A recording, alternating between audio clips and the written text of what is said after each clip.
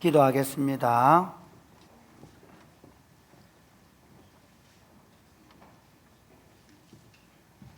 하나님 아버지, 우리의 찬양을 받아 주옵소서. 아멘.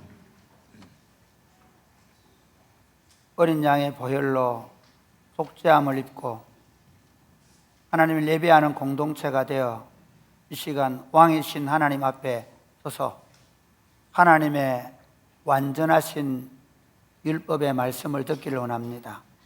하나님께서 말씀해 주시고 이 하나님의 말씀이 들릴 때 우리의 지각이 새롭게 변화되게 해주시고 우리의 마음이 변화되게 해주셔서 하나님의 선하시고 기뻐하시고 온전하신 뜻이 무엇인지 이해되어지게 해주시고 그 말씀을 따라 살아갈 힘과 용기를 허락하여 주옵소서. 예수님 이름으로 기원하옵나이다. 아멘. 오늘 우리에게 주신 하나님의 말씀은 마태복음 10장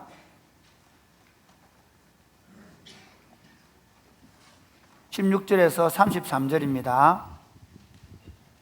마태복음 10장 16절에서 33절 말씀입니다. 그런데 오늘 먼저 읽을 본문은 16장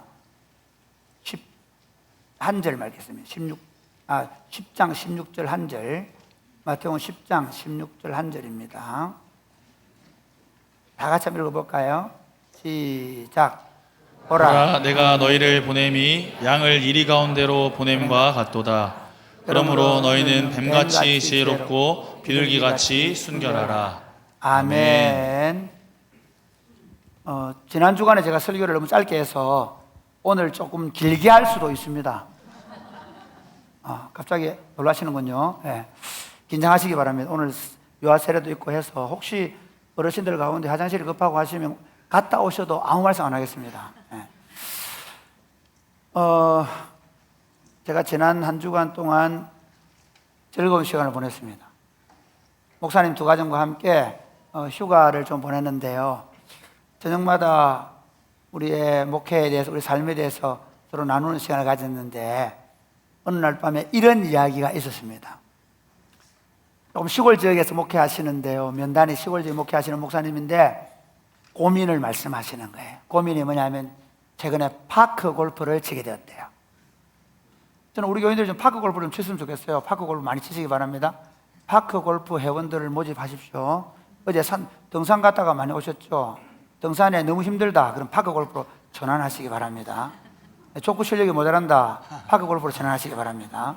어쨌든 파크 골프를 치게 됐는데 문제는 우리 교회 집사님, 자기 교회 집사님들하고 동네 성도들, 동네 어른들하고 같이 치게 됐는데 점심 식사 시간에 문제가 생긴 거예요.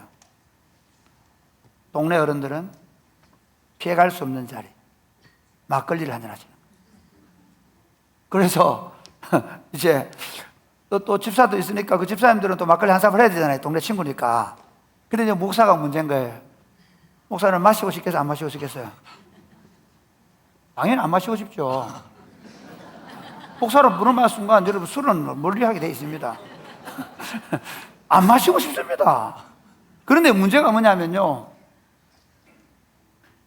그 집사님들의 부인 거룩하신 군사님들께서 박해를 가시는 거예요. 남편들에게 가지 마라, 술 먹고 말이야. 그렇게 된 거예요. 이건 이제 곤란하게 된 누굴까요? 목사예요. 목사님이 파크 골프를 가서 점심시간에 술 먹는 자리에 앉아 있어야 돼요? 안 가야 돼요? 이 거룩하신 목사님께서 안 가기로 마음먹은 거예요. 제가 너무 마음이 안타까웠어요. 가라고 형님 말씀드렸어요. 그러니까 저보다 나이 많은 그 형님께서는 다른 운동을 즐기시는데 그 모임에서도 식사를 하시면 막걸리가 아니라 소주가 나오신대요. 자기는 안 마시는데 자기는 거기 가서 아무렇지 않대요. 오히려 가서 어떻게 했든지 그 중에 한 명이라도 건져보려고 복음을 전달해 보겠다고 생각하고 계속 나간다는 거죠. 그러면서 하시는 얘기가, 야, 목사들도 이리 힘든데 성도들은 얼마나 힘들겠노? 매주일 그런 일을 만나고 그 사람들과 함께 어울려 살아야 되고 그 사람들이 권하는 수를 받아야 되는, 여러분 좋아서 마신다 생각하지 않겠어요? 그 속에 살아가야 되는 여러분들. 사실 목회하면서 가장 큰 고민이 어디까지인가. 제가 55년 된 사랑이 꽃피는 교회에 사택을 비우고 창신 아파트로 이사 갈 때 우리 교회 어르신들은 굉장히 용감한 분들입니다. 시골 교회에서 담임 목사가 사택을 비우고 다른 곳으로 이사 간다. 이 거룩한 처소로 옮기는 느낌이었죠. 그래서 저는 제 마음속에 사랑이 꽃피는 게 목사이지만 구예찬, 구예준, 구예주의 아빠로 한 아파트 주민으로 그들과 함께 살아가는 삶의 방식을 이해하지 못한다면 이상한 사람이 될 수 있어요.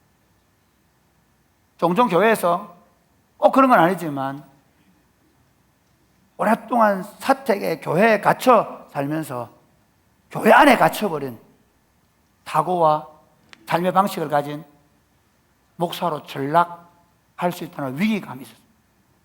그래서 저는 우리 교회 사역자들을 같이도 안 있게 하고 곳곳에 다 흩어놨어요. 마음대로 이사가도. 그리고 그들이 세상 속에 살아가도. 뿐만 아니라 우리는 아지트, 취다가게, 책갈피, 앞으로 뉴스 카페까지 세상 속에, 심지어 우리 교역자들이 어제 어떤 분이 목사님 저 카페 저거 교회 거예요. 아니에요. 그래서 교회 거지만 교회 전도사님이, 사장님이 여기서 운영하는 가게입니다. 심지어 사역자들까지도 사역하는 현장까지도 세상 속으로 우리는 끊임없이 보내려고 합니다. 예수님은 이 세상에 하나님의 왕국을 세우러 오셨고, 그리고 그 하나님의 왕국을 세우시기 위해서 당신의 제자들을 지금 세우시고 그들에게 권세를 주시고 그들에게 하나님의 왕국이 왔다고 말하게 하시고, 그리고 그들을 파송하시는 장면이 마태복음 10장입니다. 오늘 저는 이 마태복음 10장 두 번째 설교로 세상 한가운데 살아가는 하나님의 왕국의 제자들이라는 제목으로 말씀을 전하려고 합니다. 세상 한복판에 서서 우리는 어떻게 하나님의 왕국의 제자들로 살아가야 하는가 하는 문제입니다. 첫 번째로 같이 읽어볼까요? 시작. 우리가 세상에 속한 자가 아니라는 사실을 명심하고 살아야 합니다. 우리는 세상 안에 들어와 있지만 세상에 속한 자가 아니라는 사실을 명심하고 살아야 합니다. 오늘 예수님께서 이렇게 말씀하시죠. 한번 볼까요? 16절, 마태복음 10장 16절, 10장 16절 먼저 보겠습니다. 시작. 보라, 내가 너희를 보냄이 양을 이리 가운데로 보라, 보냄과 내가 같도다. 너희를 보냄이 뭐라고요? 양을 이리떼 가운데 내 보내는 것 같다라고 말합니다. 그리고 예수님이 이제 하늘로 올라가시기 전에, 마지막 십자가를 지시기 전에 제자들을 위하여 한 마지막 기도인 요한복음 17장 15절과 16절에는 이렇게 말씀하십니다. 한번 볼까요? 시작. 내가 비옵는 것은 그들을 세상에서 데려가시기를 위함이 아니요 다만 악에 빠지지 않게 예수님은 우리를 보존하시기를 세상에서 데려가려고 그러지 않았다는 거예요. 오히려 세상 속에 두셨다는 거예요. 그러면서 이렇게 말합니다. 세상 속에 둔 우리를 향해서 내가 세상에 속하지 아니함 같이 예수님이요 성육신 하셨어요. 우리하고 똑같이 되셨어요. 심지어 우리와 같이 되는, 우리의 죄를 짊어지시는 세례를 받으시면서까지 우리와 같이 되셨어요.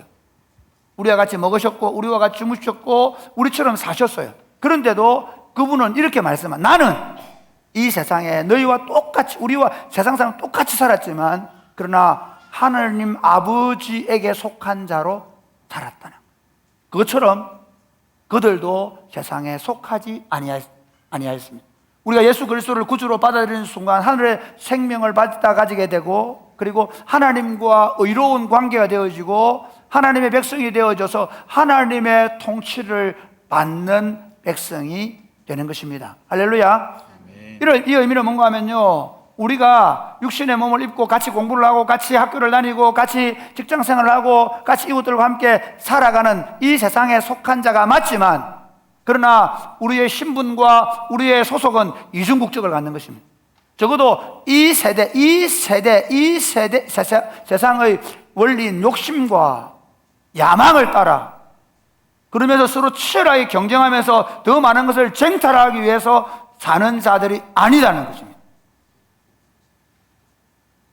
우리는 그분의 왕국 안에서 서로 사랑할 뿐만 아니라 원수까지도 사랑하는, 마태복음 5장에서 말씀하신 대로 주님의 완전한 율법, 그분의 율법을 따라 살아가는 백성으로 새롭게 거듭나를 믿으시기를 주님의 이름 축복합니다. 아멘. 여러분, 오늘 아침에 국가대표 미국과 한국이 하는 축구를 보셨습니까? 저는 사람이 꼽히는 걸 생각할 때마다 너무 거룩해.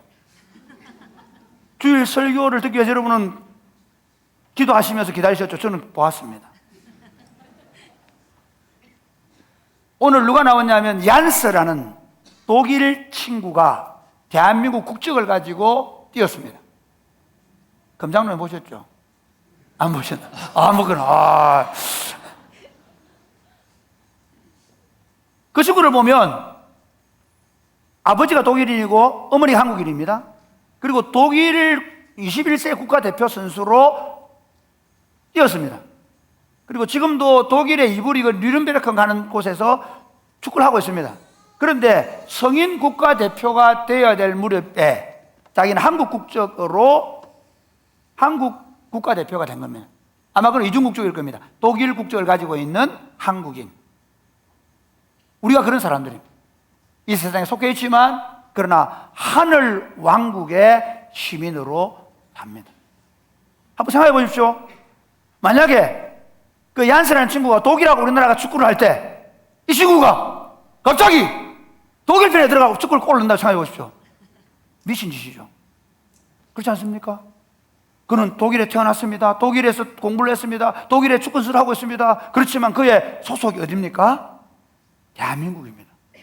마찬가지로 우리가 이 땅에 살고 있고 이 땅에서 밥을 먹고 있고 이 땅에서 일을 하고 있고 이 땅에서 모든 일을 하지만 그러나 이 세상 사람들과 같이 살지 않습니다. 이 세상 사람들처럼 살지 않습니다. 로마서 12장 2절 이렇게 얘기합니다. 같이 읽어볼까요? 같이 로마서 12장 2절 시작. 시작.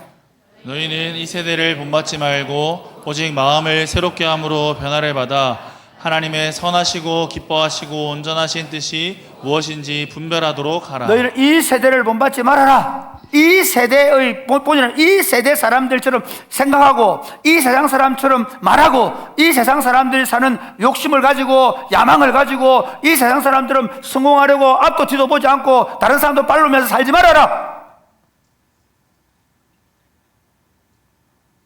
마음은 사실은 이 지성을 얘기합니다. 실제로 성경이 말하는 마음은 이 머리입니다. 생각을 나는 하나님의 백성이고 나는 하늘에 속한 자라는 생각을 가지고 날마다 우리 생각을 새롭게 해서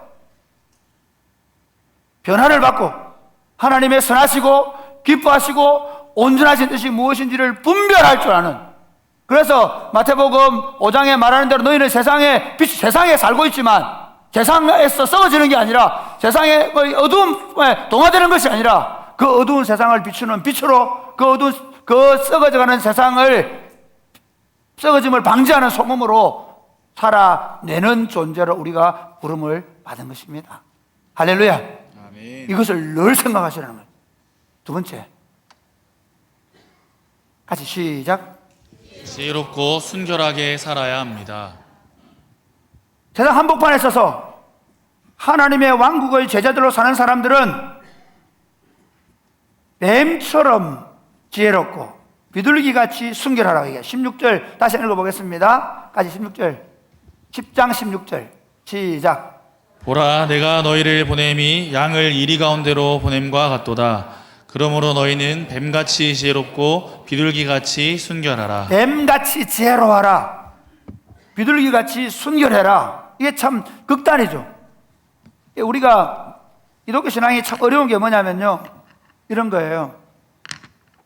진리를 따라 사는데 사랑을 따라 살아야 돼. 진리를 주장하면서 사랑을 얘기해야 돼. 참 어렵습니다. 기독교 신앙이 어려운 게 그겁니다. 우리가 진리이기 때문에 비진리와는 맞싸워요. 그런데도 그 방식, 맞싸우는 방식을 사랑으로 하는 거예요. 말이 안 되는 얘기 같지만 세상 속에 살아요. 그런데 그 세상 속에서 그 세상 사람들에게 쏟거나 그 세상 사람들이 우리를 비난하는데 우리 자신을 내어주지 말라는 거예요. 세상은 우리를 얼마나 비난할 거리를 찾는지 모릅니다. 오늘 한국교회를 보십시오. 얼마나 세상 사람들이 우리를 비난하고 있습니까? 그런데 어리석게도 교인들이, 교회가, 목사들이 비난거리를 주고 있잖아요.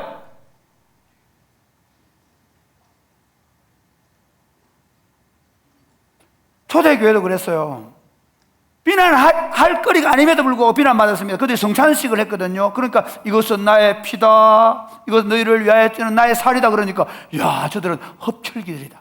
피를 마시고 살을 먹는다. 식육인들이다. 그렇게 비난을 받았어요. 서로 갖다 꾸면서 형제님, 자매님 그러다가 결혼을 했어요. 그러니까 와, 저놈들은 동성연애자들이다. 형제 자매끼리 결혼한다. 그런 비난을 받았어요. 베드로전서를 보십시오. 그들이 악하다고 말하는 자들에게 비난거리가 되지 말아라. 그러니까 여기 지혜로우라는 말은 그 말이에요. 우리가 그들에게 우리의 잘못된 삶의 방식과 우리가 세상을 잘못 대처하는 방식 때문에 비난거리가 되면 안 된다. 그렇기 때문에 뱀처럼 지혜로워야 한다. 그럼에도 불구하고 우리는 세상에 섞일 수 없다. 우리는 순결해야 된다. 그러니까 지혜롭게 피해가면서 그럼에도 불구하고 그 세상에 동화되거나 세상 사람들처럼 악한 방식으로나 세상 사람들이 취하는 그런 추악한 방식으로 피해가는 게 아니라 순결하라는 거죠. 이게 어려움입니다. 그러니까 우리가 그리스도인으로 살아갈 때, 이 땅에서 그리스도 살아갈 때 우리가 그게 얼마나 어려운지 에베소서 이렇게 말합니다. 에베소서 5장 15절 16절 같이 읽겠습니다. 시작. 그런즉 너희가 어떻게 행할지를 자세히 주의하여 지혜 없는 자같이 하지 말고 오직 지혜 있는 자같이 하여 세월을 아끼라. 때가 악하니라. 이대로 두세요. 그런즉 너희는 어떻게 행할지를 자세히 주의해라. 그러니까 예수 믿으면서 대충 살 수 없습니다. 뭐 우리 그냥 뭐 살면 되지 않습니다. 그렇지 않습니다. 그리스도인은 고민하는 사람입니다. 이 세상 한복판에 서서 어떻게 내가 하나님의 왕국 백성답게 살아갈 것인가 날마다 생각하고 고민하는 사람들입니다. 자세히 주의하여 지혜 없는 자 같이 하지 말고 오직 지혜 있는 자 같이 하라. 그러면서 세월을 아끼라. 지혜 없는 자 하지 말고 지혜 있는 자 같이 해서 세월을 아끼라. 이 세월을 아낀다는 말이 어떤 의미냐 하면요, 이런 거예요. 여러분, 우리가 오리나 밀이나 또는 우리 벼 같은 거 있죠. 벼 같은 거 뺄 때 그 때를 잘 맞춰야 되죠. 만약에 탈곡시기를 너무 일주일만 당겨버려도 제대로 안 익은 곡식을 거둘 수 있어요. 반대로 조금만 시기를 놓쳐버려도 오히려 그 알맹이가 떨어질 수 있단 말이에요. 그러니까 우리가 이 하나님 왕국의 백성 살아가면서 우리가 지금 어떻게 말해야 될지, 어떤 결정을 해야 될지 그 시대를 잘 보셔야 돼요.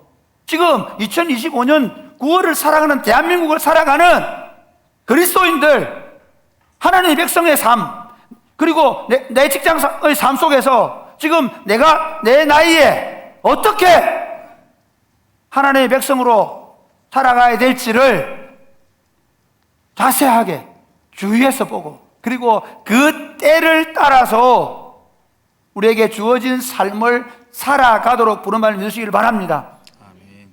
그러기 위해서 해야 될 게 있어요. 에베소서 5장 18절에 보면 술 취하지 말라. 이는 방탕한 것이니 오직 성령으로 충만함을 받으라. 이게 어떤 의미인가 하면요, 세상에 취해 있으면 안 된다는 거예요. 그냥 흘러가는 대로 되는 대로 되겠지 뭐. 아니요. 교회는 절대로 그러면 안 됩니다. 끊임없이 왜 우리가 설교를 듣습니까? 아, 오늘 설교 시간에 들어야 앉아있어요. 아닙니다. 그렇지 않습니다. 여러분이 왜 매주일 설교를 듣습니까? 지금 우리가 이 시대 속에서 우리 가정을 향한 소명이 무엇이며 지금 우리가 무엇을 해야 될 것인가를 고민할 수 있는 시간. 세상에 취해 있으면 그걸 때를 놓쳐버릴 수 있다는 거예요. 세상에 취해 있으면 그 때가 되었음에도 불구하고 아무것도 못할 수 있다는 거예요. 그러므로 오직 성령으로 충만해서 지혜와 순결함으로 살아내는 사람들, 그들이 바로 세상 속에 사는 하나님 왕국의 제자들입니다. 세 번째 보겠습니다. 세상 한복판에 살고 있는 하나님 왕국의 제자들은 세 번째, 같이 읽고 시작. 고난과 박해를 각오하고 살아야 합니다. 예. 여러분, 여기에 문제가 있습니다. 오늘날 우리가 너무 안일하게 살다 보니까, 안전하게 살다 보니까 조그마한 손해도 안 보려고 그래요. 이미 그리스도인으로 부름받은 순간, 적어도 우리는 이 세대, 이 세상을 공중권세 잡은 사단의 세력이 장악한 이 세상으로부터 우리는 반대를, 박해를 받을 수밖에 없는 치열한 싸움이 시작된 겁니다. 예수님이 제자들을 파송하시면서 그 유대 사회에서 어떤 박해를 받는지를 설명하고 있습니다. 한번 보실까요? 18절 말씀, 17절 보겠습니다. 빨간 글씨만 읽겠습니다. 시작. 저희가 너희를 공회에 넘겨주겠고 저희 회당에서 채찍질하리라. 예, 공회에 넘겨주겠다. 이 공회는요, 그 예루살렘이라는 사내들이는 공회가 있었고 각 지역마다 우리 지방 법원처럼 그런 공회가 있는 거예요. 거기서 그들이 전하는 복음 때문에 오히려 종교적인 재판을 받게 되고 그리고 매를 맞게 될 것이라고 얘기합니다. 그 다음에 18절 볼까요? 시작. 또 너희가 나를 인하여 총독들과 임금들 앞에 끌려가리니. 결국 좀 시간이 지나면 이제 총독들과 임금들 앞에 서게 될 것이라는 것입니다. 예수님 자신도 헤롯과 빌라도 총독 앞에 서서 신문을 받았지 않습니까? 그렇게 될 것이라는 겁니다. 또 21절 한번 보실까요? 시작. 장차 형제가 형제를, 아비가 자식을 죽는 데 내어주며 자식들이 부모를 대적하여 죽게 하리라. 예, 형제가 형제를, 부모가 자식을, 자식이 부모를 대적한다. 이게 어떤 의미일까요? 여러분, 이게 가능할까요? 왜 가능합니다. 종교 사회는 가능합니다. 지금도 이슬람권에 가면요, 명예살인이라는 것으로 기독교로 개종했을 때 형제가 죽일 수 있다는 거예요. 심지어 국가법이, 어떤 나라는 국가법이 이슬람을 국가의 종교로 한 나라 가운데에서는 기독교로 개종했을 때, 다른 종교 개종했을 때 사용할 수 있다는 거예요. 그런 의미를 지금 말씀하는 거예요. 그러면서 22절 또 볼까요? 22절 시작. 또 너희가 내 이름을 인하여 모든 사람에게 미움을 받을 것이나. 예, 여러분, 그게 예수님께서 그 시대에 자기의 제자들이 유대 사회에서 받을 것에 대한 얘기를 말씀하셨습니다. 우리가 어느 시대를 살든 어떤 사회를 살든 어떤 민족 가운데 살든 그리스도인으로 부름받은 순간부터 그 시대 속에서, 그 사회 속에서 그리스도인이기 때문에 또는 복음을 전하는 자로서 살아가기 때문에 받는 박해가 있을 수밖에 없다는 사실을 여러분 명심하시기를 바랍니다. 할렐루야. 아멘. 우리는 박해를 안 받을 수 없는 존재입니다. 세상 사람들과 다른 생각과 다른 삶의 방식으로 살기 때문에. 그러면 왜 예수님은 제자들이 박해받는 것을 허용하실까요? 아니, 아무 생각해보세요. 하늘과 땅의 모든 권세를 가졌다면서요, 우리 하나님께서. 그렇지 않습니까? 예, 그분이 전능하신 분이시라면서요. 그런데 왜 어떤 사람은 목 잘려 죽게 만들고 왜 어떤 사람은 십자가형을 당해 죽게 만들고 지금도 세계 곳곳에서는요, 지금 시간적으로 지금보다 기독교의 박해가 그렇게 심한 적이 없다고 할 만큼 공산권과 이슬람권과 힌두교권과 불교권에는 엄청난 박해가 있고 지금 이 땅에서도 우리가 알든 모르든 여러 가지 보이지 않는 박해들이 있을 수 있습니다. 아니, 그러면 하나님 나라를 완성하라고 하시는 하나님은 왜 우리로 박해 하실까요? 18절에 그 파란 글씨만 밑에 시작.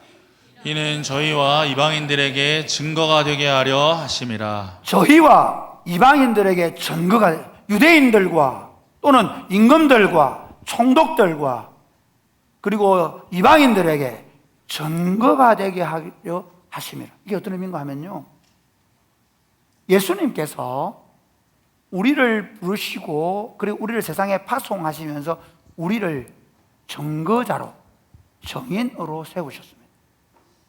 예수님이 하늘로 올라가시면서 마지막 주신 명령이 뭔가 하면, 오직 성령이 너희에게 임하시면 너희가 권능을 받고 예루살렘과 유대와 사마리아와 땅끝까지 이르러.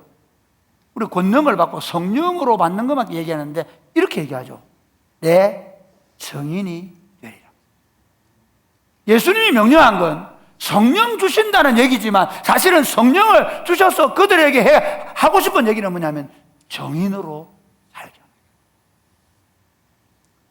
이 정인의 삶이 어떤 삶인가 하면요, 법적으로는 법정에서 어떤 사실에 대해서 자기가 본 대로 들은 대로 증언하는 거예요. 우리는 그 증언이 누구에 대한 증언이냐면 하늘의 왕권을 가지고 오신 우리 구주 예수 그리스도와 그분의 왕국에 관한 증언자입니다. 그런데 이 놀라운 방식은 언제나 박해를 받는 상황 속에서 증언하게. 여러분, 예수님의 제자들의 삶을 한번 보십시오. 사도행전을 보면요, 어떤 일이 벌어집니까? 네, 베드로와 요한이 성전 미문에 있는 지체 장애인을 고쳐줍니다. 그것 때문에 예수님을 많이 믿게 되었습니다. 그들이 어떻게 하면 법정에 서서 증언해야 돼요. 바울을 보십시오. 바울의 삶은 더 그렇습니다. 바울이요, 그 밀레도에서 그 에베소의 장로들이 가지 말라고 이거 좀 이상한데요? 애원하며 그렇게 불었어요. 이거 성경에 나오는 얘기예요. 이상하게 하지 마시기 바랍니다.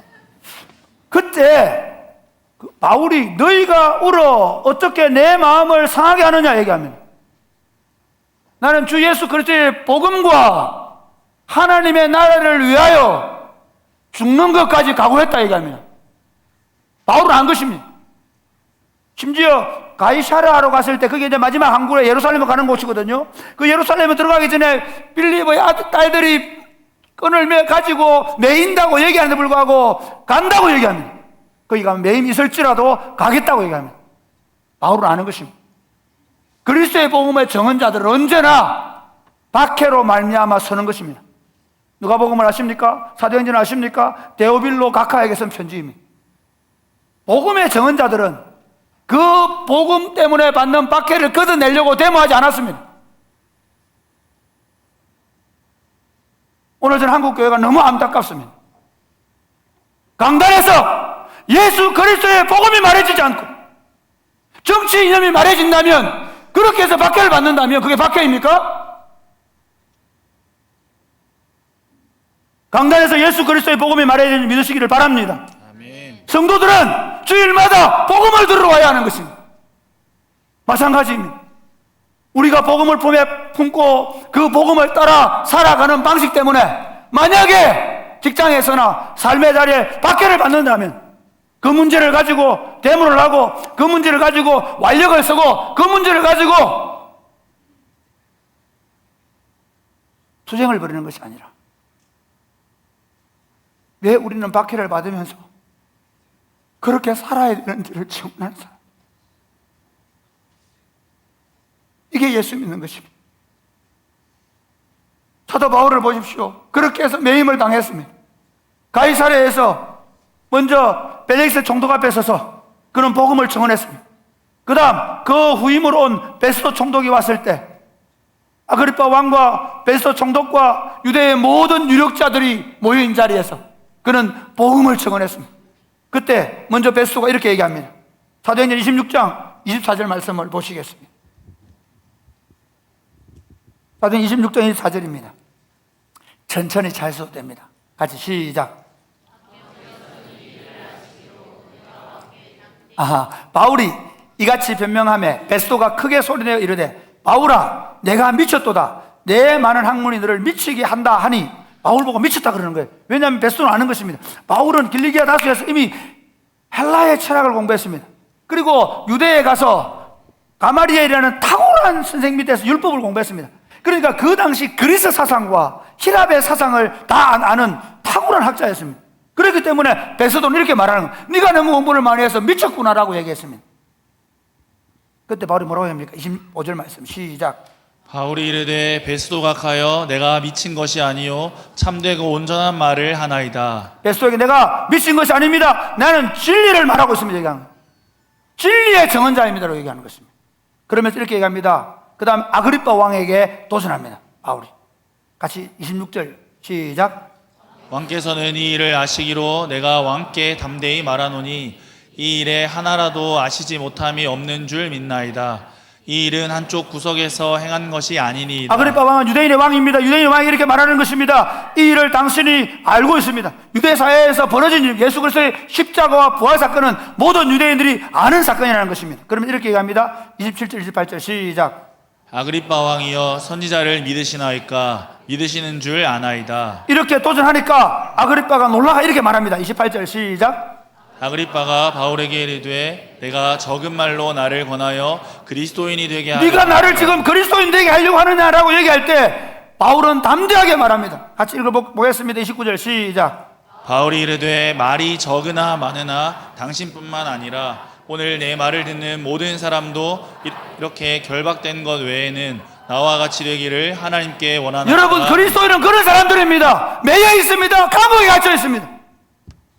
그들은 신문하기 위하여 휘황찬란한 옷을 입고 있고 위세를, 자신의 능력을 과시하며 앉아 있습니다. 초라한 죄수가 되어서 오랜 수행생활을 하던 죄수의 몸으로 서서 네가 나를 그리스도인 되게 하냐고 말할 때 그렇습니다. 당신이 내가 지금 매여 있는 것 외에 당신이 나와 같이 되기를 원합니다.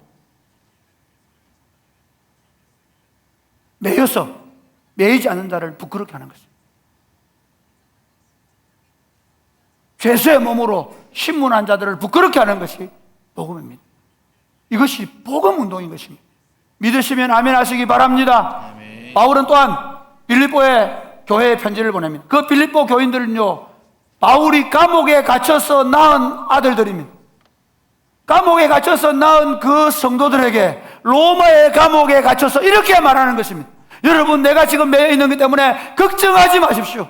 내가 이 매임으로 말미암아 복음이 흘러가고 있습니다. 사랑하는 여러분, 마르투스, 정인이라는 말은 법정에서 정언하는 자였지만, 그러나 이것이 기독교에 들어와서 기독교인들이 마르투스를 쓰기 시작하면서 그것은 순교자가 되었습니다. 원래 히라보는 정인이었는데 그리스도인들에게 그것이 오면서 반드시 그 정언은 생명을 걸어야 되는 것이 된 것입니다. 세상 속에서 우리는 우리의 주장을 드러내기 위해서 데모를 하거나 우리의 힘을 과시하는 것이 아니라 우리의 목숨을 걸고 그리스도가 우리의 주이심을 말하는 것입니다. 그래서 세 번째, 제자들은 박해를 받을 때 어떻게 해야 합니까? 박해를 받을 때 어떻게 해야 합니까? 17절 말씀 같이 읽겠습니다. 시작. 사람들을 삼가라. 사람들을 상가하라. 19절 말씀 보겠습니다. 시작. 너희를 넘겨줄 때에 어떻게 또는 무엇을 말할까 염려치 말라. 그때 무슨 말할 것을 주시리니. 말하는 이는 너희가 아니요 너희 속에 말씀하시는 자 곧 너희 아버지의 성령이시니. 사람들을 상가라는 말은 무슨 말이냐면요, 그들에게 함부로 그들에게 속아 넘어가지 말 것을 얘기합니다. 여러분, 지금 정말 좀 정신을 차려야 됩니다. 그냥 목사라고 얘기하니까, 그냥 복음이라고 말하니까, 그냥 이렇게 얘기하니까 아니요, 속지 마십시오. 오히려 그것들 때문에 우리가 부끄러움을 당하고 있을지 모릅니다.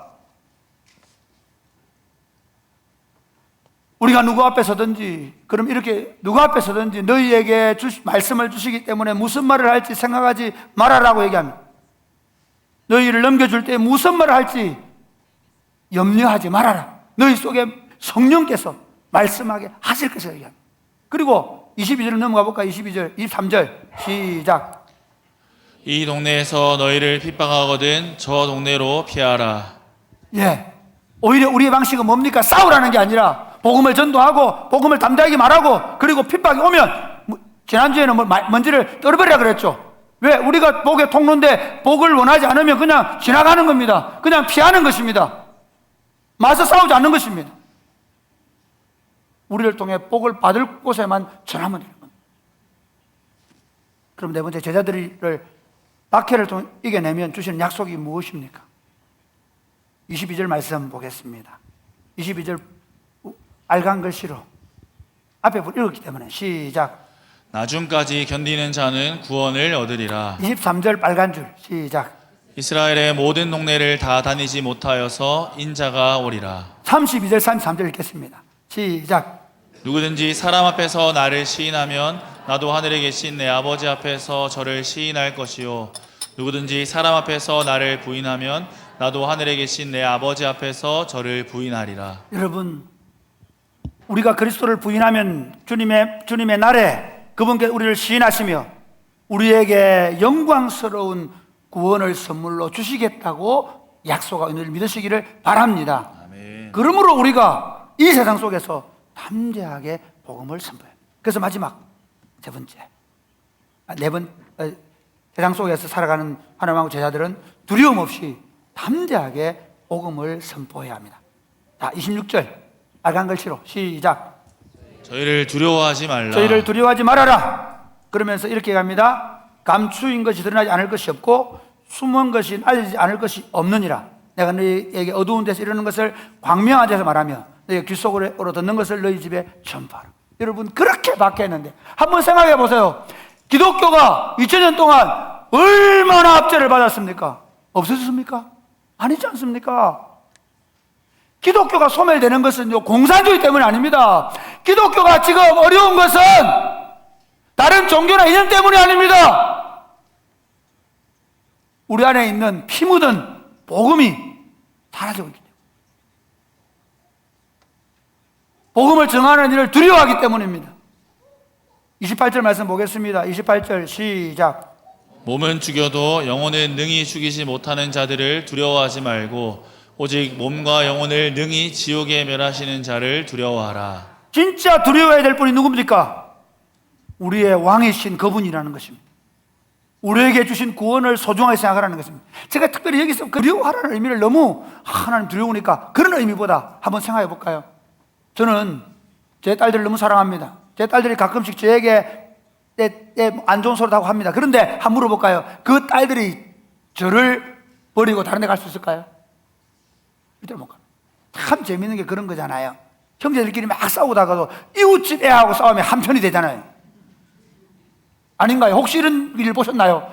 형제끼리 잘 지내다가 갑자기 저쪽 애가 심세다고 동생이 저쪽 편 드는 거 보셨나요?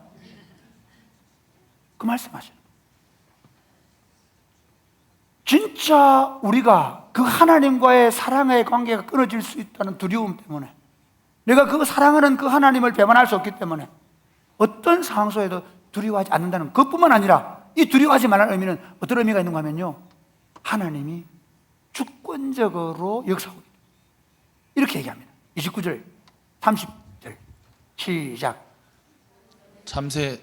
참새 두 마리가 한 아사루에 팔리는 것이 아니냐.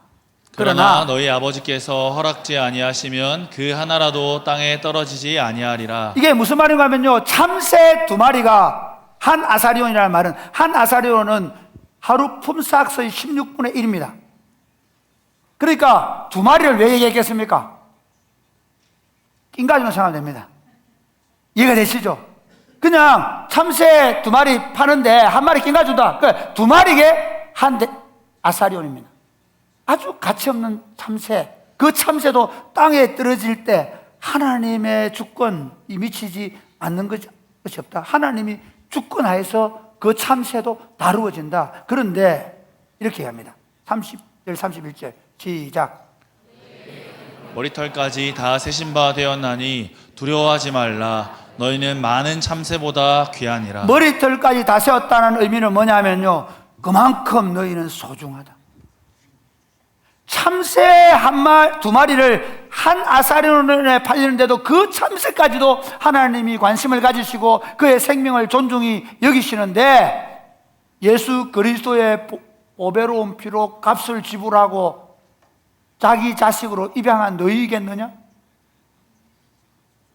너희가 어떤 일을 당하는지 내가 똑똑히 보고 있다. 주님이 보는 자리에서 스데반이 돌에 맞아 죽을 때 주님은 그 스데반을 막아주시는 것이 아니라 그를 순교자로 받으셨습니다. 할렐루야. 아멘. 야고보가 첫 번째 순교의 제물이 되어 목이 잘릴 때, 헤롯 왕에게 목이 잘릴 때 주님은 그를 순교자로, 정인으로 받으셨습니다. 그러나 베드로를 죽이려고 할 때 오히려 베드로를 탈주시킬 뿐만 아니라 그 헤롯은 배가 터져 죽게 만듭니다. 두려워하지 마십시오. 우리는 하나님의 자녀이며 하나님의 형상으로 지음받았고 그분의 사신으로, 그분의 편지로, 그분의 복음을 전하는 천국의 제자들로 보냄을 받은 자들, 당당하십시오. 말씀을 맺겠습니다. 사랑하는 여러분, 우리는 세상 속에 파송받은 하나님의 왕국의 제자들입니다.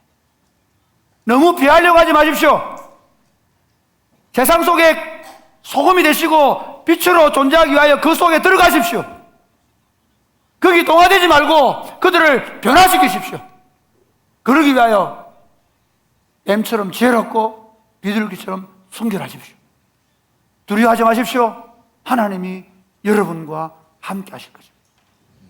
그리하여 이 세상을 하나님의 왕국으로 만들어가는 그 왕국의 제자들의 공동체가 되시기를 주 예수님의 이름 축복합니다. 아멘. 이제 유아 세례 하겠습니다. 이거 그대로 두세요.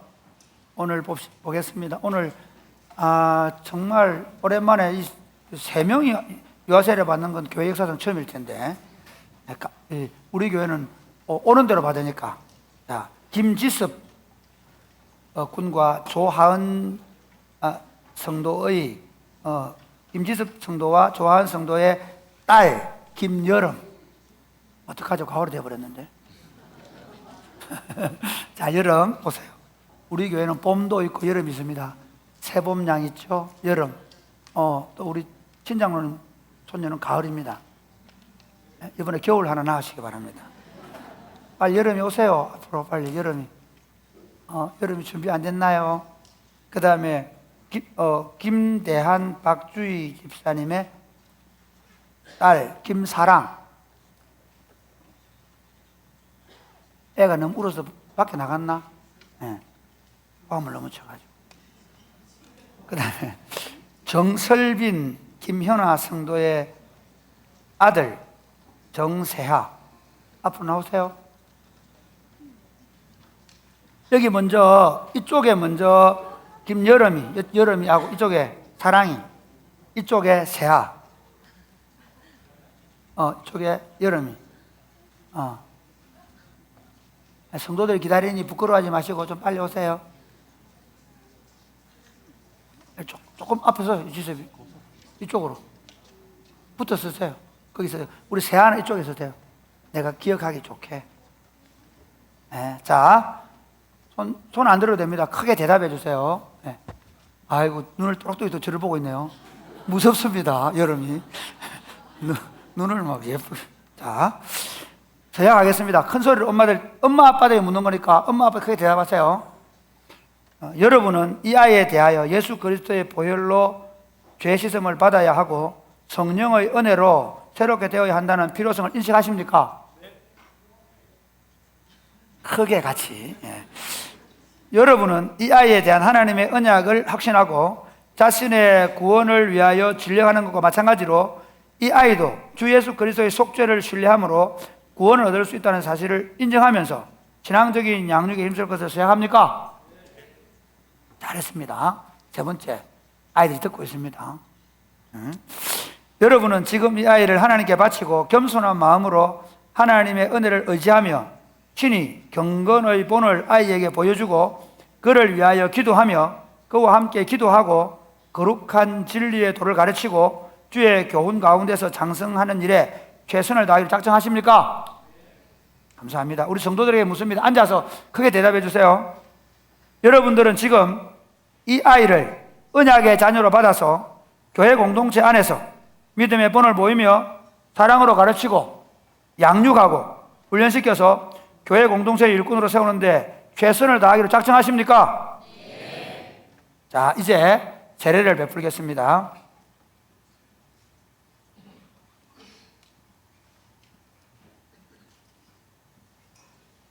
여름이 딸 맞죠? 확인하고. 네. 자, 여러분 세례를 주겠습니다. 하나님의 언약의 딸 김여름에게 내가 성부와 성자와 성령의 이름으로 세례를 주노라. 아멘. 하나님 아버지, 우리 김지섭 군과 조하은 양이 결혼을 하고 그리고 이렇게 아름다운 가정을 이루어 자녀를 낳고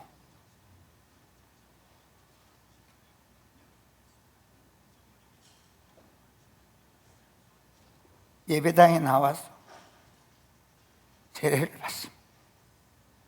좋은 아빠, 좋은 엄마 되어서 믿음을 자녀에게 잘 물려주는 믿음의 대를 이어가는 복된 가정이 되게 하여 주옵소서. 여름이가 자라면서 성령 충만한 자녀가 되어 하나님 나라에 귀하게 쓰임 받도록 영육간에 강건케 하여 주옵소서. 예수님 이름으로 축복하며 기도드립니다. 아멘.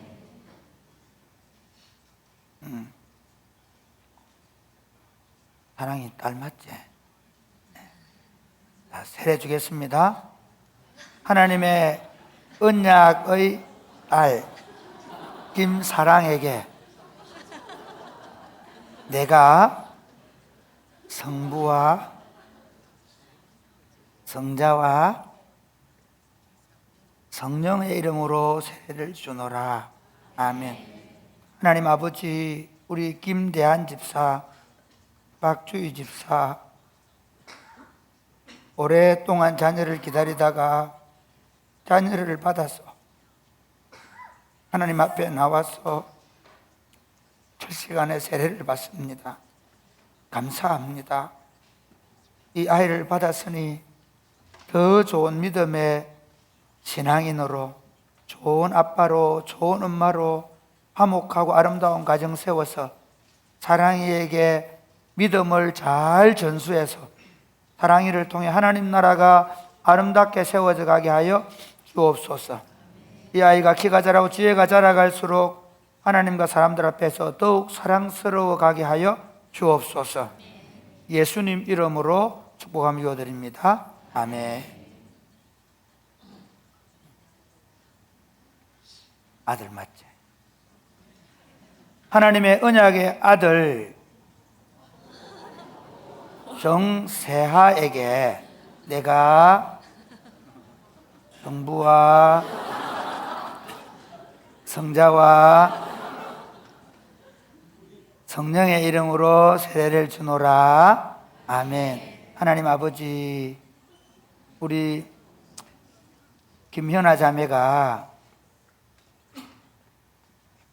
정설빈 형제를 전도해서 같이 예수 믿기로 하고 믿음의 가정을 세우고 이렇게 오늘 재화를 선물로 받아 예배당에 처음 나와서 세례를 받습니다. 하나님 아버지, 우리 설빈 형제가 아버지를 이제 아들의 아빠로서 믿음의 대장부가 되게 해주시고 가정을 믿음으로 잘 세울 수 있도록 도와 주옵소서. 아멘. 이제 정설빈, 정세하로 이어지는 강력한 하나님의 왕국이 이 가정에 이루어지게 하여 주옵소서. 아멘. 이 아이가 키가 자라고 지혜가 자라갈수록 하나님의 사람으로 아름답게 세워져 가게 하여 주옵소서. 아멘. 예수님 이름으로 축복하며 드립니다. 아멘. 제가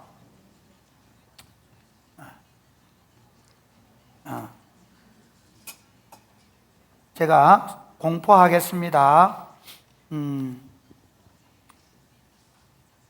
김여름, 김사랑, 정세하는 대한예수교 장로의 사랑이 꼽히는 교회에 유아세례 교인 된 것을 공포하노라. 아멘. 네, 이제 미안하지만 어디 앉을 데가 없네. 뒤로 돌아가 조금 앞에 앉아 계세요. 나중에 축복하겠습니다. 좀 자리를 비워주세요. 앞자리. 네. 멀리 가면 안 됩니다. 네. 거기 그렇죠. 우리 찬양하겠습니다.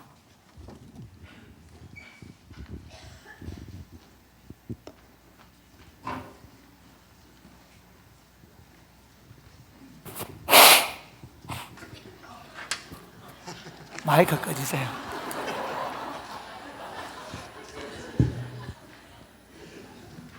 죄송합니다.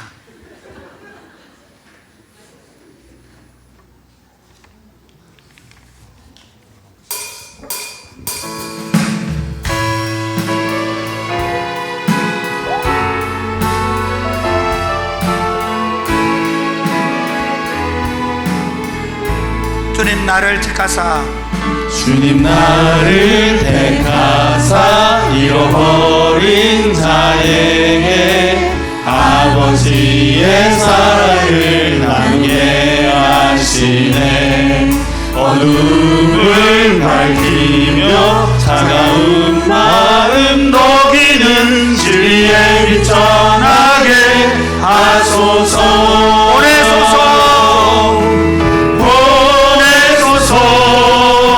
시련이 찾아올 때도 주님의 눈물 기억하게 하소서. 보내소서.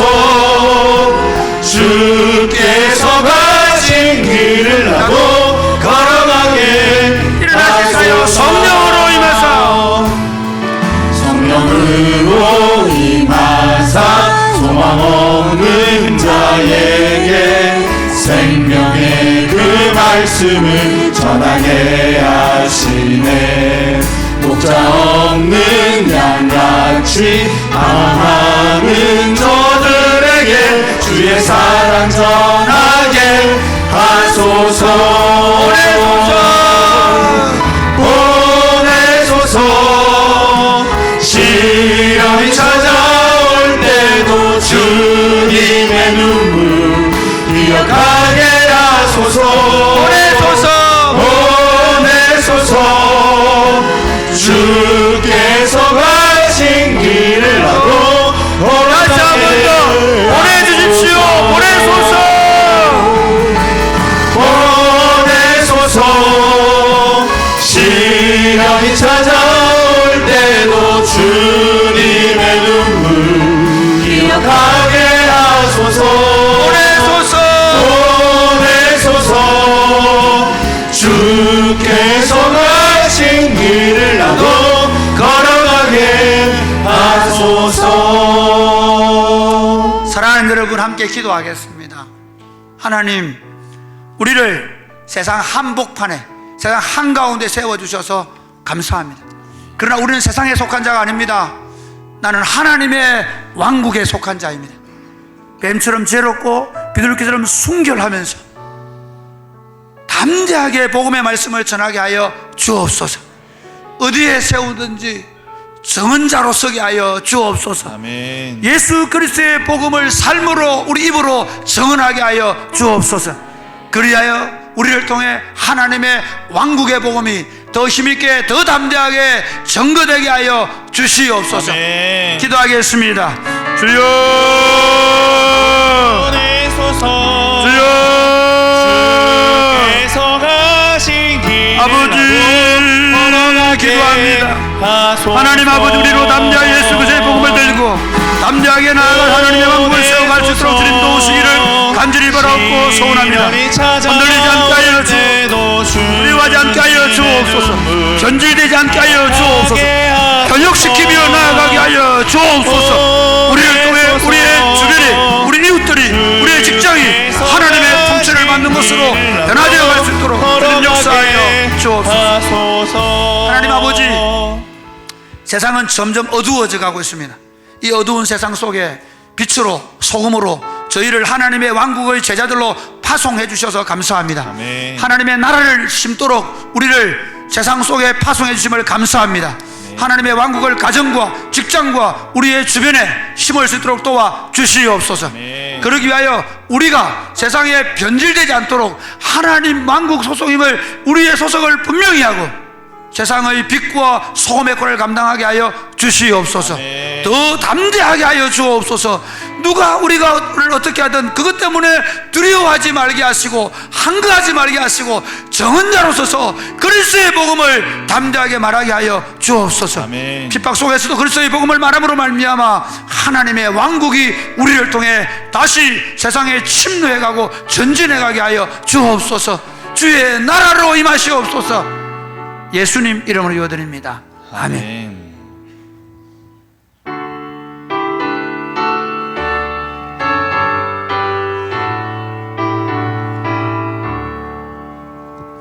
내게 있는 모든 것을 아낌없이 드리네. 사랑하고 의지하며 주만 따라 살리라. 주께 드리네, 주께 드리네. 사랑하는 구주 앞에 모두 드리네. 아멘. 봉헌 기도하겠습니다. 하나님 아버지 감사합니다. 주시는 은혜가 너무 고마워서 주님 앞에 예물을 가지고 올려드립니다. 향기로운 예물이 되게 해주시고 이 예물을 받으시고 우리의 삶 가운데 함께 하시는 은혜를 베풀어 주옵소서. 이 물질이 가는 곳마다 하나님의 통치가 나타나게 하시고 우는 자들의 눈물을 닦아주게 해주시며 세상 속에 하나님의 왕국이 더 강력하게 나타나는 역사가 나타나도록 역사하여 주시옵소서. 특별히 질병 가운데 있는 분들을 위해 기도합니다. 수술을 받고 치료받는 가운데 있는 분들을 위해 기도합니다. 주 예수님의 이름으로 치료하여 주시옵소서. 심각한 질병 가운데서 주님의 도우심을 구하는 자들을 끝까지 붙잡아 주시옵소서. 가난하고 어렵고 힘든 환경에 있는 분들을 위해 기도합니다. 주 예수님 저들과 함께 하심을 나타내어 주옵소서. 아멘. 예수님 이름으로 봉헌 기도 드립니다. 아멘. 주의 복을 받겠습니다. 이제는 우리 구주 예수 그리스도의 은혜와 하나님 아버지의 크신 사랑과 성령님의 교통하심이 사랑하는 주의 백성들과 자녀들 위해 이제로부터 영원토록 함께 있을지어다. 아멘.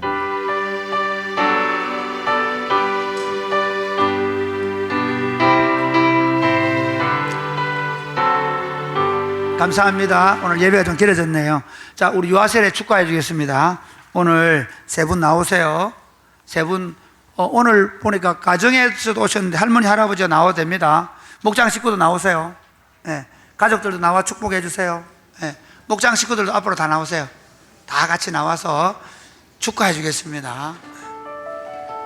네. 우리 여름이 할머니, 할아버지 오셨는데 축복해 주세요. 우리 목장 식구들 나오시고 앞으로 나오세요. 당신은 사랑받기 위해 교회에서도 해 많이 나라고 조그만 선물 준비했습니다. 당신의 삶 속에서 그 사랑받고 있지요. 당신은 사랑받기 위해 태어난 사람. 당신의 삶 속에서 그 사랑받고 있지요. 그동안 선물 감사합니다. 태초부터 시작된 하나님의 사랑은 우리의 만남을 통해 열매를 맺고 당신이 세상에 존재함으로 인해 우리에게 얼마나 큰 기쁨이 되는지. 당신은 사랑받기 위해 태어난 사람. 지금 지금도 그 사랑 받고 있지요. 당신은 사랑받기에 태어난 사람, 지금도 그 사랑 받고 있지요.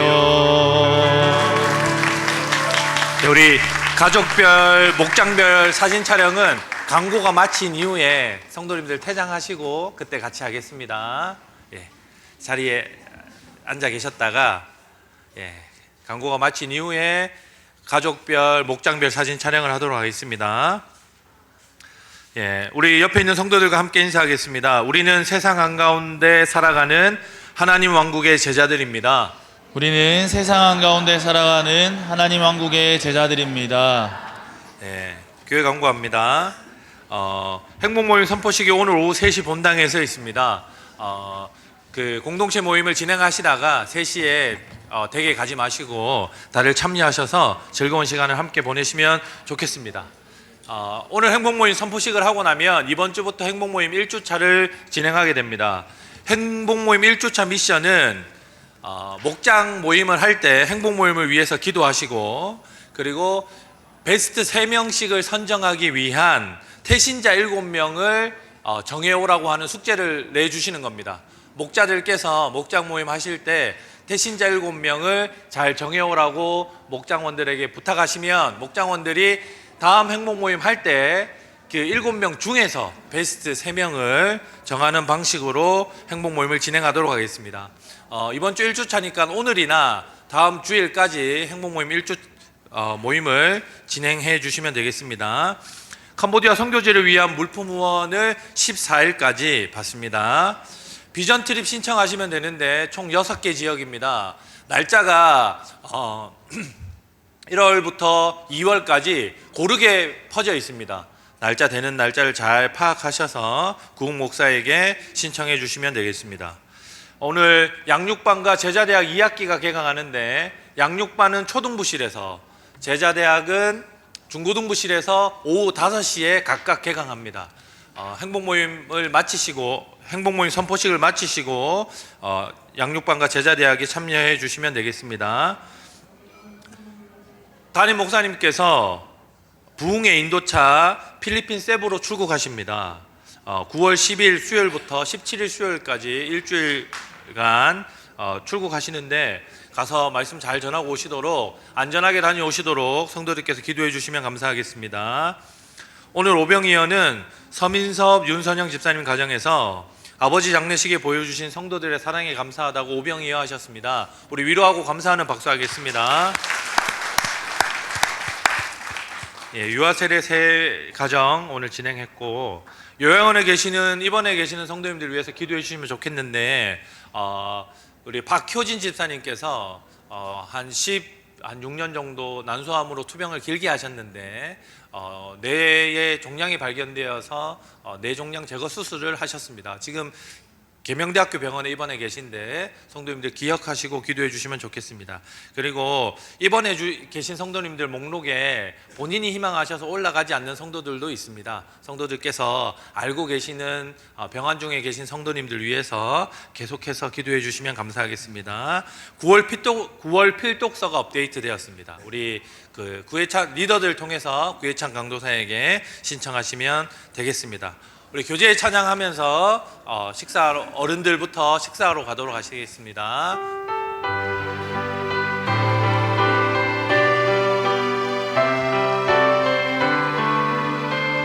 여기에 모인 우리, 여기에 모인 우리, 주의 은총 받은 자여라. 주께서 이 자리에 함께 계심을 아노라.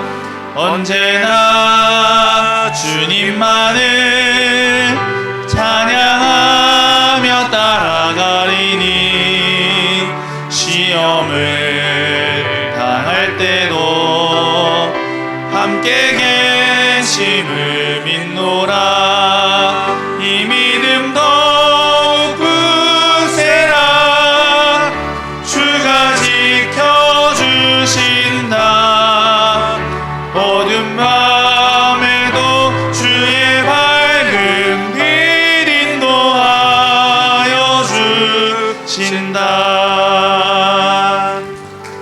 감사합니다. 우리 유아 세례 받은 세 가정부터 사진 촬영하도록 하겠습니다.